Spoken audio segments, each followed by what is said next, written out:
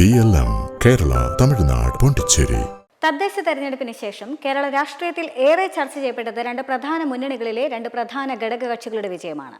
അതിലൊന്ന് ഇടതുമുന്നണിയിലെ കേരള കോൺഗ്രസ് എമ്മും മറ്റൊന്ന് വലതുമുന്നണിയിലെ മുസ്ലിം ലീഗിന്റെയും പേരുകളാണ്. എന്നാൽ ഏറെ വിമർശനമുയരുന്നത് കേരള കോൺഗ്രസ് എമ്മിന് നേരെയാണ്. കേരള രാഷ്ട്രീയത്തിലെ സൗമ്യമുഖമായ ജോസ് കെ മാണി എംപിക്കെതിരെ സമാനതകളില്ലാത്ത മാധ്യമ രാഷ്ട്രീയ വേട്ടയാടലുകളാണ് നടക്കുന്നത്.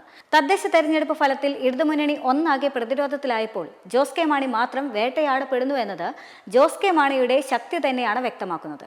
മാണി സാറിന്റെ രാഷ്ട്രീയ പിൻഗാമി, രണ്ടിലയുടെ നേരവകാശി ജോസ് കെ മാണി മധ്യ തിരുവിതാംകൂറിൽ രാഷ്ട്രീയ കരുത്ത് കാട്ടിക്കഴിഞ്ഞാൽ അത് ഇടതുമുന്നണിക്ക് ഗുണം ചെയ്യും. തദ്ദേശ തെരഞ്ഞെടുപ്പ് പരാജയത്തിൽ നിന്ന് പാഠം പഠിച്ചുകൊണ്ട് തിരുത്തേണ്ടത് തിരുത്തി ജോസ് കെ മാണിയും കേരള കോൺഗ്രസ് എമ്മും മുന്നോട്ട് പോയി കഴിഞ്ഞാൽ മധ്യ കേരളത്തിലും ക്രൈസ്തവ സ്വാധീന മേഖലകളിലും ഗുണം ചെയ്യുമെന്ന് ഇടതുമുന്നണി നേതൃത്വത്തിന് നന്നായി അറിയാം.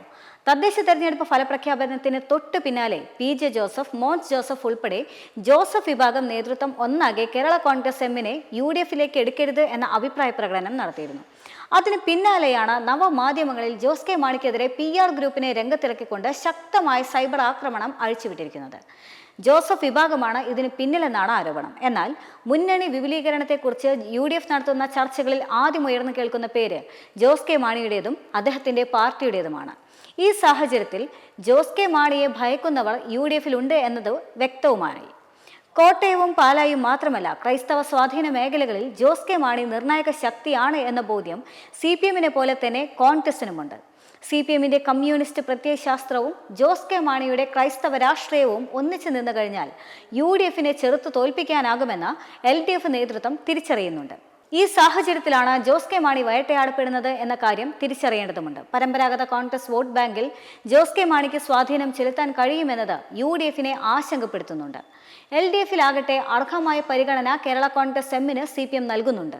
പക്ഷേ കോട്ടയത്ത് CPM നേതാക്കളിൽ നിന്നും വേണ്ടത്ര പിന്തുണ ലഭിക്കുന്നില്ല എന്ന പരാതി കേരള കോൺഗ്രസ് അണികളിലുണ്ട്.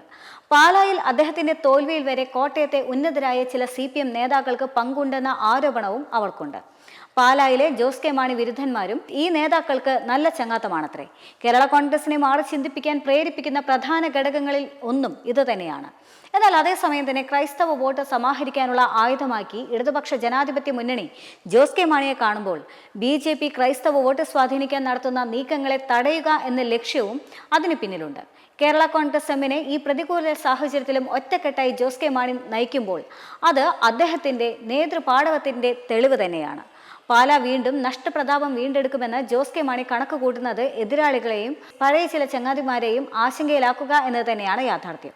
തദ്ദേശ തെരഞ്ഞെടുപ്പിൽ കഴിഞ്ഞ 7 വർഷത്തിനിടെ ആദ്യമായി പാലായിൽ ഇടതുമുന്നണി ലീഡ് തിരിച്ചു പിടിച്ചതും പ്രതീക്ഷ നൽകുന്നുണ്ട്. അതിനൊപ്പം തന്നെ വേട്ടയാടലുകളെ കരുത്താക്കാൻ ജോസ് കെ മാണിക്ക് കഴിഞ്ഞാൽ മുന്നണികൾ ജോസ് കെ മാണിക്ക് പിന്നാലെ എത്തും. തിരിച്ചറിവിന്റെ പ്രായോഗിക രാഷ്ട്രീയം മറ്റാരേക്കാളും അറിയാവുന്ന ജോസ് കെ മാണി ഉചിത സമയത്ത് ശരിയായ തീരുമാനമെടുക്കും എന്നതും യാഥാർത്ഥ്യം തന്നെ. വേട്ടയാടപ്പെട്ടവന്റെ വേദനയല്ല, വേട്ടയാടലിന്റെ കരുത്താണ് ജോസ് കെ മാണി എന്ന് തെളിയിക്കേണ്ടത് ഇനി അദ്ദേഹത്തിന്റെ ആവശ്യവുമായി മാറിയിരിക്കുകയാണ്.